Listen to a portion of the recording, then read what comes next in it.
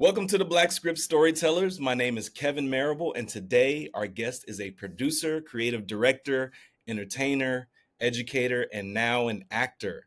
He's a multi-hyphenate who has been making waves in the Detroit area as a theater director and educator and has brought several big live shows together, such as The Wiz and most recently The Lion King. We have with us the talented Keith Day Jr. Keith, how are you doing today? I am very well. How are you? I'm doing amazing, man. Doing amazing. It's snowing out here, but God is good. Woke us up Same here. today, It's so we cold today. yeah, I'm sure. You guys get any snow out there? Yeah, it's snowing right now, actually.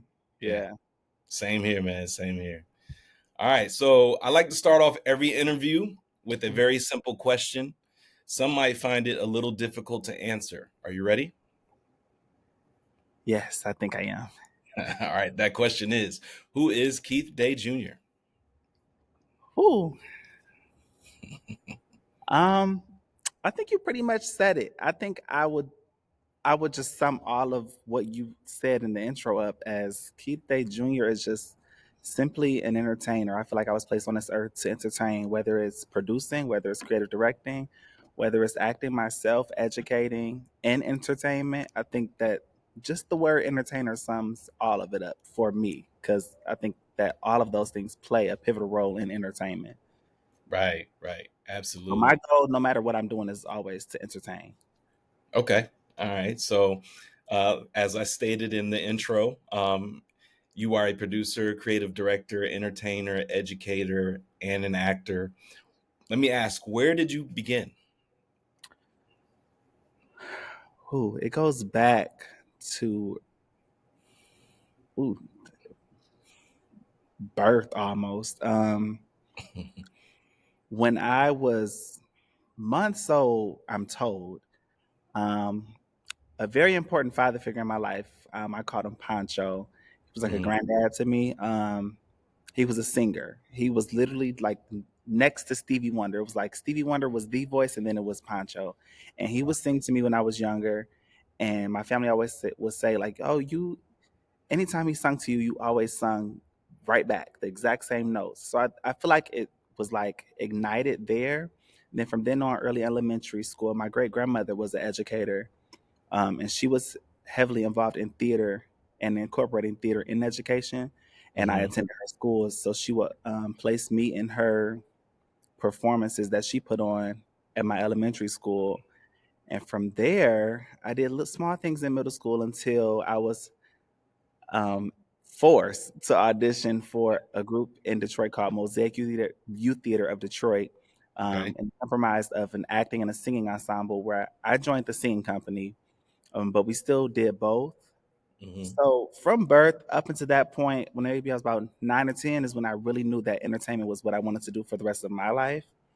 So I kind of stuck to that from then on out. In high school, we had majors, and I majored in performing arts as well as performing in Mosaic Youth Theater of Detroit. And I just saw it through from elementary up into college, getting my degree in theater arts.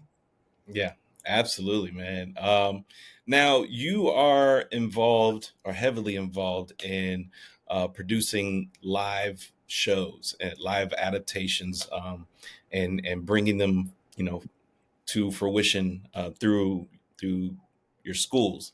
Yes. Um, how did you get into producing shows? Let's start there. Let's start there first. So the producing side of what I have been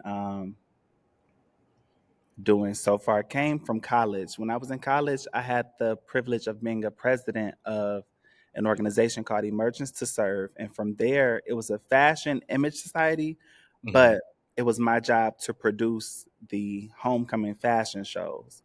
That was the first time I had ever creative directed or produced anything for an audience. Like I've Hmm. always done things for myself, but for an audience, that was my first time.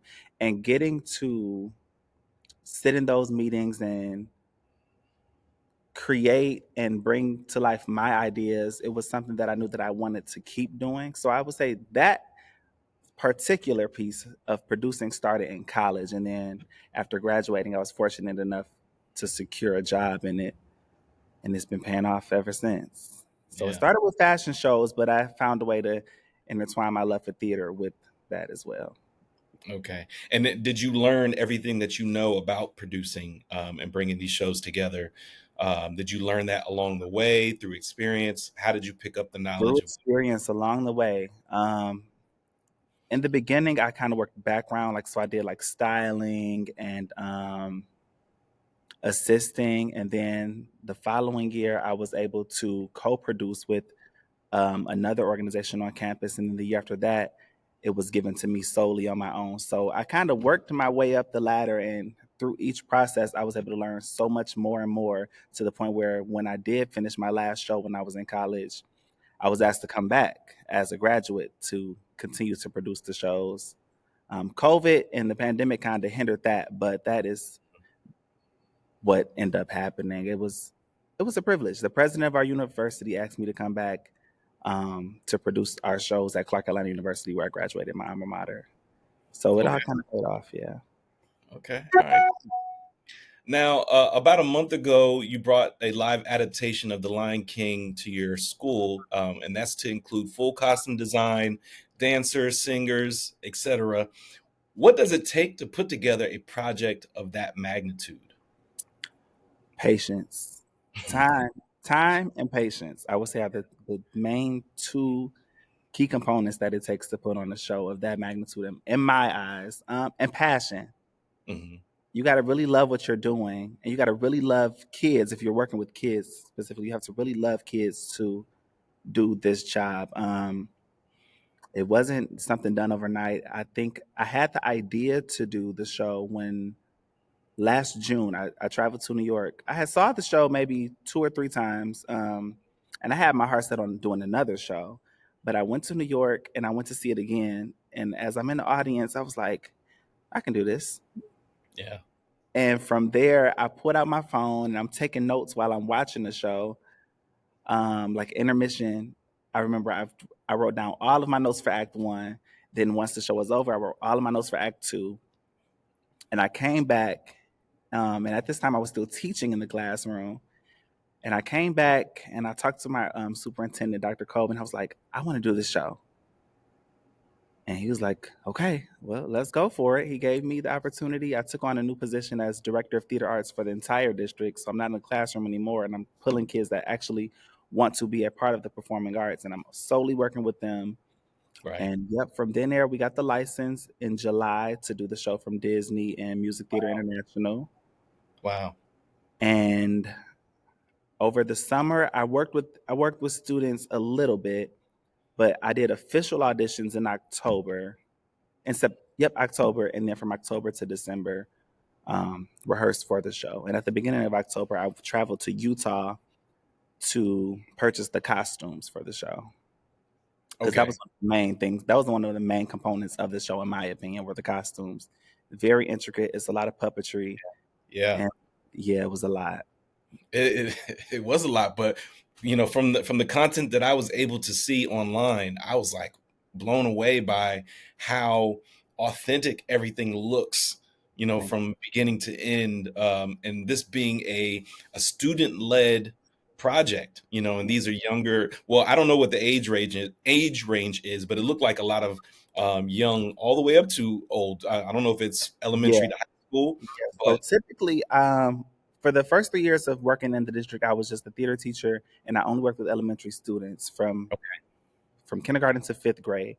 This year, I was able to take on a new position to where I am able to travel across schools as a residency program with mm, my company, Day Vision Entertainment, and pull kids that are solely interested in performing arts. So the cast was made up of about 70 students in total, the youngest being 6 or 7 in the first grade. First grade, I know for sure. From first grade to seniors in high school, they all came together to put together this one magnificent show. And The Lion King is actually it's a show that is done a lot throughout the world by students. It's not difficult to get the licensing, but what I did notice is that it was not a lot of schools of color doing mm. the show. So that was very important to me too. Yeah, that's Um, interesting.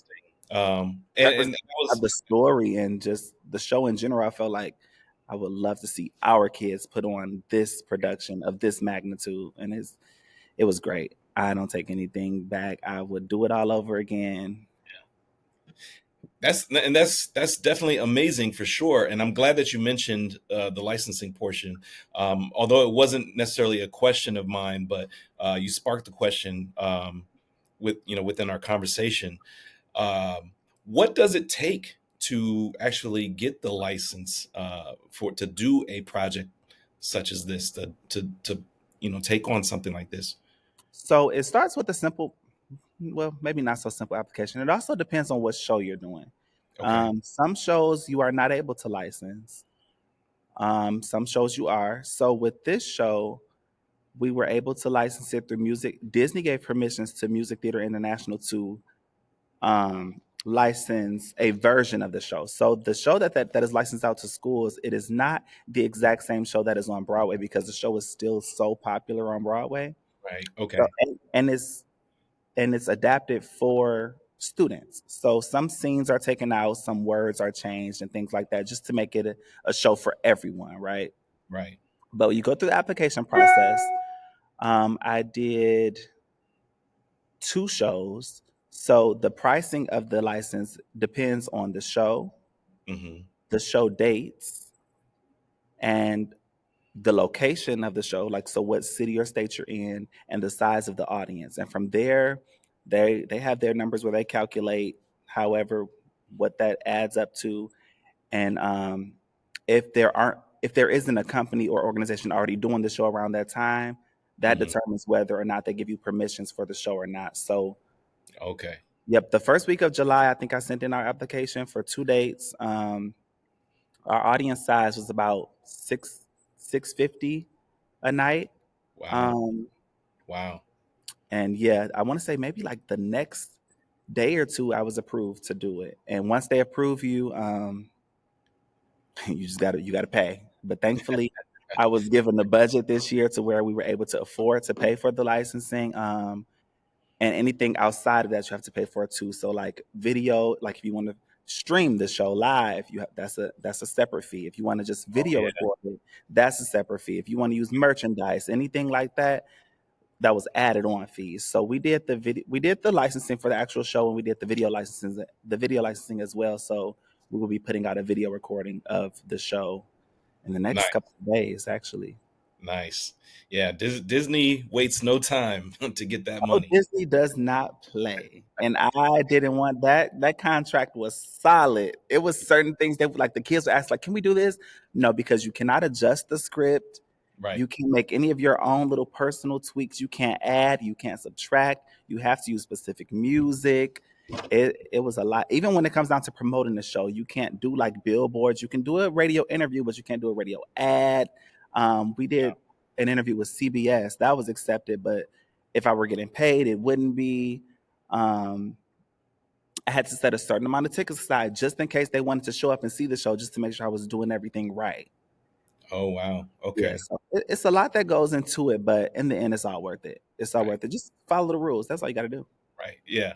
And you did this through June and July, so I'm assuming the kids were already out of school, and that probably also opened it up to the availability to where you were able to hold the show without any other schools or anybody within your region, Yeah, to where they can say yes. yeah. Thankfully, once I got the idea, once I got the approval from the school district as well as Disney and Music Theater International, I was able to. I was actually in the middle of summer school teaching theater in our summer school session. So as Mhm. soon as I got the approval, I immediately took every audition piece, every side that they sent to us, and I just started giving it to my kids so they can learn the material if they were interested in auditioning. Mhm. And in our summer school, if outside students outside the district are able to attend our summer school, so that invited those kids that were coming from different districts to have the possibility to be in the show as well. Mhm. Um, and that was the first set of auditions. But yeah, in Detroit in general, there it's not a lot of room for the arts. We have schools that focus on arts and things like that. Like we have Detroit School of Arts. I graduated from Cass Tech. It was a very performance heavy school. Okay. Um, but in today's age, that was 10 years ago. In today's age, in my opinion, it's like now you have Detroit School of Arts and you have my program here at River Rouge where you really see art being produced at a great magnitude. Hmm. Um, so it's bittersweet because I would like to see more from the city. I want to collaborate with different schools. I want to do a lot with just to bring the arts together because I think that Detroit is a great hub for arts in general, Right.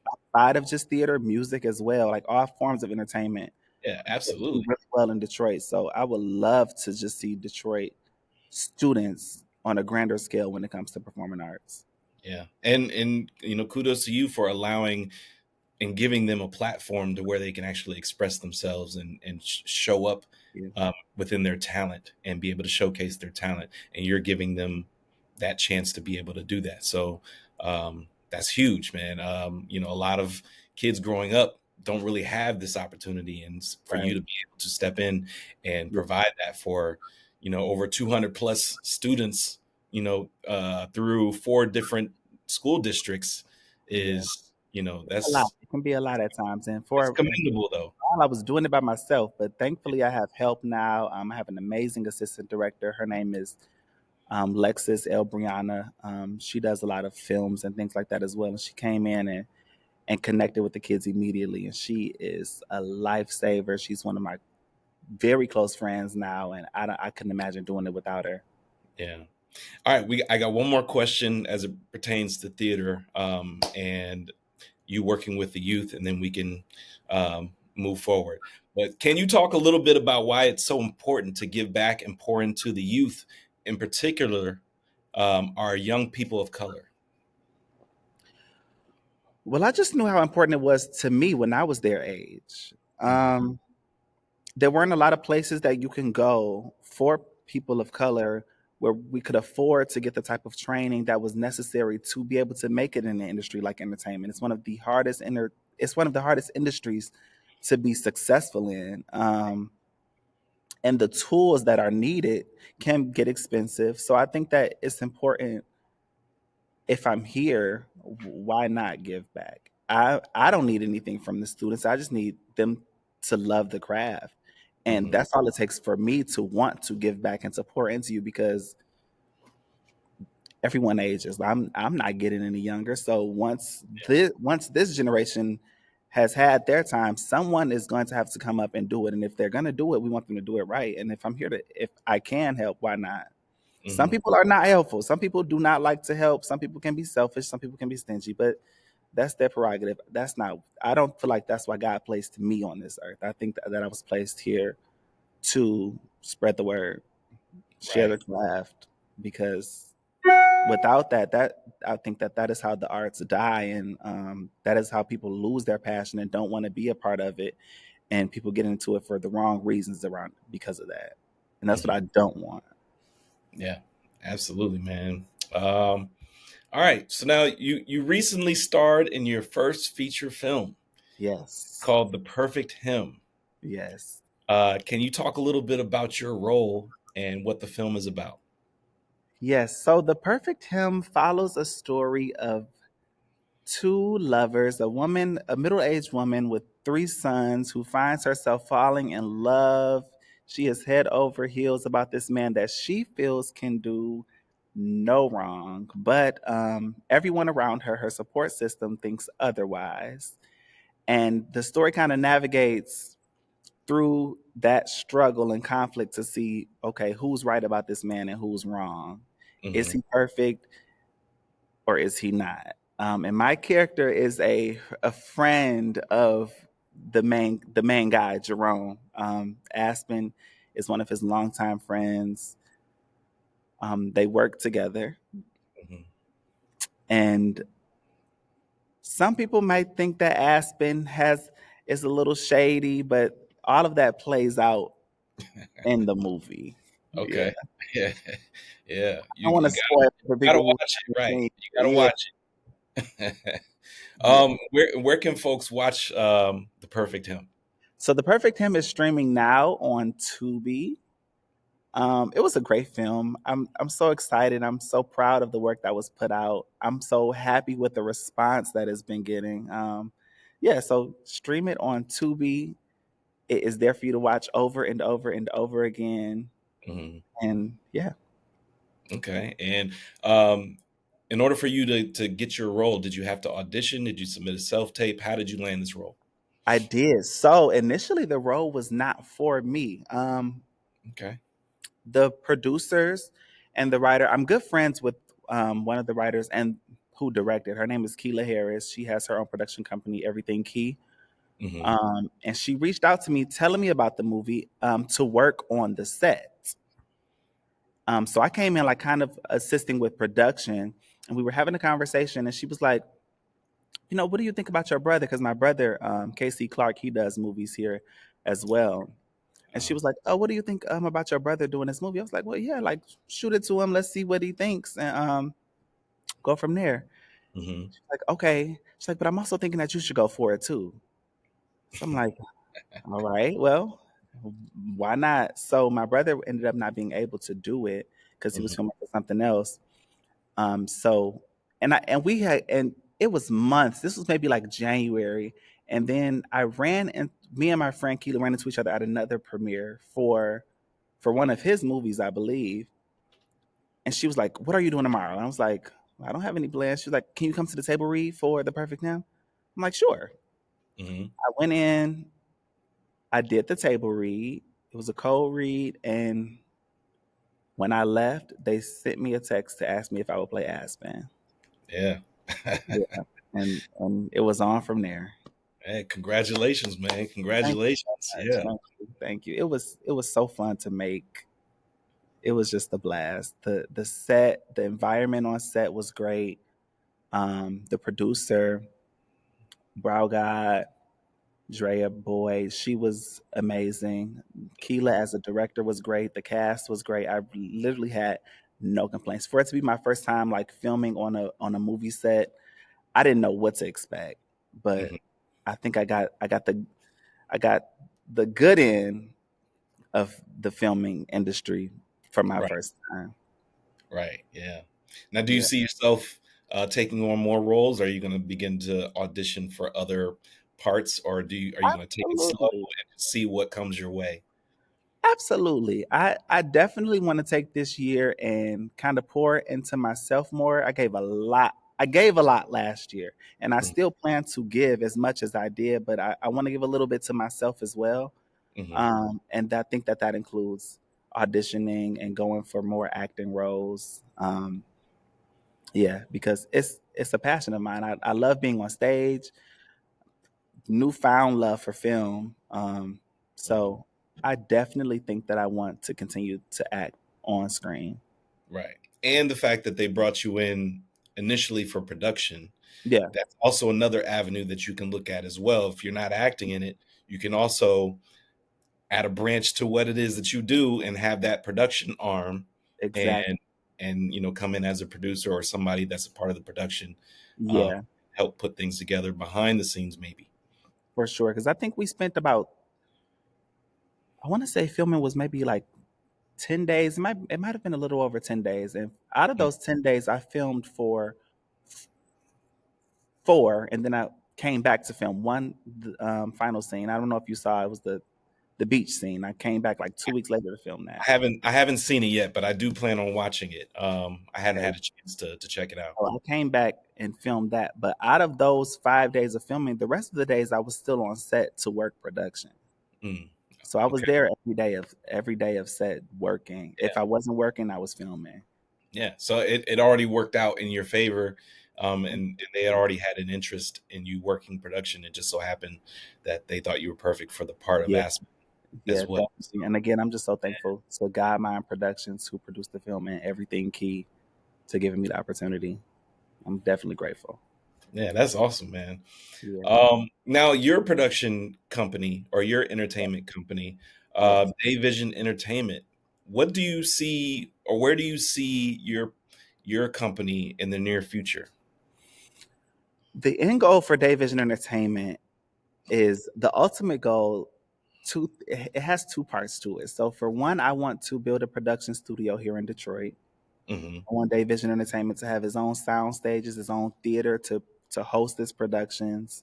Right. Um, that's goal number one. But also, I want to open day school of the arts um, for students. I don't want it to be like a.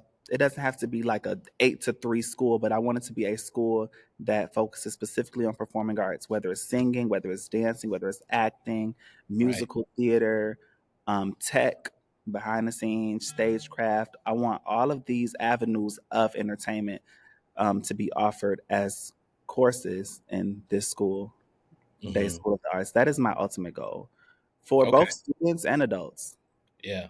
And have you put together a plan to see this through? Have you begun that at The all yet? production studio, yes, I've been jotting down a lot of ideas. When it comes to the school, um, the only thing I can focus on right now is completing my master's degree in education, and from there, I feel like I'll be able to set the tone for the school once I'm done getting myself together. Yeah, Right. Absolutely. I Yeah. only got a few more months, so once I'll be done with my master's in July, August. I Okay. think July. Yeah. So once I get that degree, Yeah. like, all right, let's get the school I together. mean, you're already your mind and your head's already in the right direction. It's just a matter of taking the proper steps to get there. Yeah. And the first and most important step is you obtaining that master's degree. So that way people can't question your, if you qualified or not, Hmm.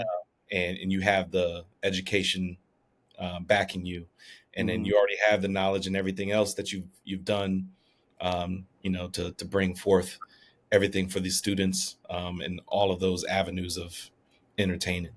Yeah. Yeah. So yeah. And I have the people as well. It's a lot of talent here in Detroit um, that I know are capable of spreading and want to spread their love for the arts and share their craft with students, adults, or Mhm. anyone who is interested. So once I Yeah. got the money and once I got the degree, You got it. You hopefully gonna the get production studio will pay for the school. That is the goal. it. Right. Right. Okay. And lastly, what's next for you? What do you have planned outside of you getting your master's? Do you have anything focused within the entertainment realm, that's coming up next, or are you solely focused on uh, school right now? It's so much. No, school is like oh, let me hurry up and do my homework so I can go to rehearsal. But in terms of the school in River Rouge School District, we have an African American legacy event coming up, and I'll be doing a show that I wrote called Paradise. It's a 30-minute show that focuses on the Paradise Theater that was in Paradise Valley in Black Bottom, Detroit. Um, so that is the next show. That'll be February 12th here at River Rouge High School. And then in May, I am doing I started a concert last year called I Concert because a lot of our students didn't know. We were watching the halftime show of Usher. Okay. My kids didn't know who Usher was and it pissed me off. So I did a concert that was full of different icons like Michael Jackson, Janet Jackson, Hmm. Madonna, Prince, Beyonce, Hmm. and that was just like the inaugural concert. So this year, because of my inspiration behind the concert in the first place, we're doing the concert again, but it's going to be halftime edition. Okay. So that'll be in May. Outside of that, I am working on a show. I think it's gonna take me some years to actually produce. So Hmm. I turned 28 this year. My goal is to have this show up and running as a 30th birthday present to myself. It is a Okay. show it is a show that is all about Detroit. I think that there are a lot of shows out there that get their own musicals. Like you got Jersey Boys that focuses on life in New Jersey. You got West Side Story, you have In the Heights, you have Chicago. Hmm. Um, and we have Motown the musical, but that's more specific. And I want the history of Detroit to be known and its influence in the rest of the world in general. So that is something that I'm Right. working on. Um, and that'll probably be like 2 years out, but I'm writing it now. And I'm also writing another show that tells the story of life in the LGBTQ ball culture. Okay. So if that one doesn't go up this June, it'll go up next June for sure. Okay. And in terms of film, a little birdie told me that we will probably be filming The Perfect Him 2 or whatever its title will be this year as well. Okay, all right. So you get to continue on as Aspen, and Aspen lives on. Aspen lives on, or does he? I don't know. We don't know yet. okay, Yeah, all I right. gotta. But yeah, that I know that the sequel of the Perfect Him is being worked on now, so that'll be That's dope. exciting to see what happens with Aspen. Yeah, that's dope, man. All right. Well, Keith, this is the part of the episode where I like to give my guests the final word, whether that be a piece of advice that you've been given, words to live by, or a famous quote or a quote that you like. Any of those three, or you can say all three if you like. Um, one of my directors told me that the greatest teacher is always a student.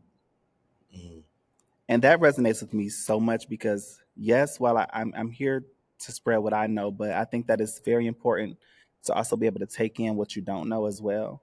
It's right. always important, especially in entertainment, to be a student. So I would say that for everybody who is interested in entertainment, who wants to perform, who wants to be on the back end of it, you have to know how to step back, even if you are the leader in the situation, and be a student, because there's so much that I have learned from my kids. There's so much that I've learned from my peers that I might not have thought of. I don't Mm, know everything, but it's important to be able to sit back and take in and take in what you don't know. right. So yeah, the greatest teacher knows how to be a student for sure. Okay. I like that, man. Where can people find you online and through social media? Yes. So my Instagram, it's a long name. My Instagram has everything on there. It is Coverenty. Uh huh. That is Kovereigenty. And you can see all of my works there, or you can visit dayvisionentertainment.com and see what tickets we have on sale for whatever is coming up next, as well as services that we provide and portfolios of all the works that I have done. So dayvisionentertainment.com and Coverenty on Instagram, or Keith A. Day Jr. on Facebook. You can find everything you need to know. All right, man. Well, Keith, it has been a pleasure. Thank you so much for joining and being open to doing this interview with us. Keep Absolutely. doing what you're doing with the youth. It is very important. There's not a lot of people like you who actually reach back and pour into our young people. Um, and, what you do is needed, especially in the education system as well as in the entertainment. Um, Thank you. community as well. So I applaud you for that. And again, thank you so much for joining. It has been a pleasure speaking with you. Thank you for having me. I am very grateful and honored that you guys even asked me to do it. Thank you again. Absolutely, man. Absolutely. Keith Day Jr. Thank you.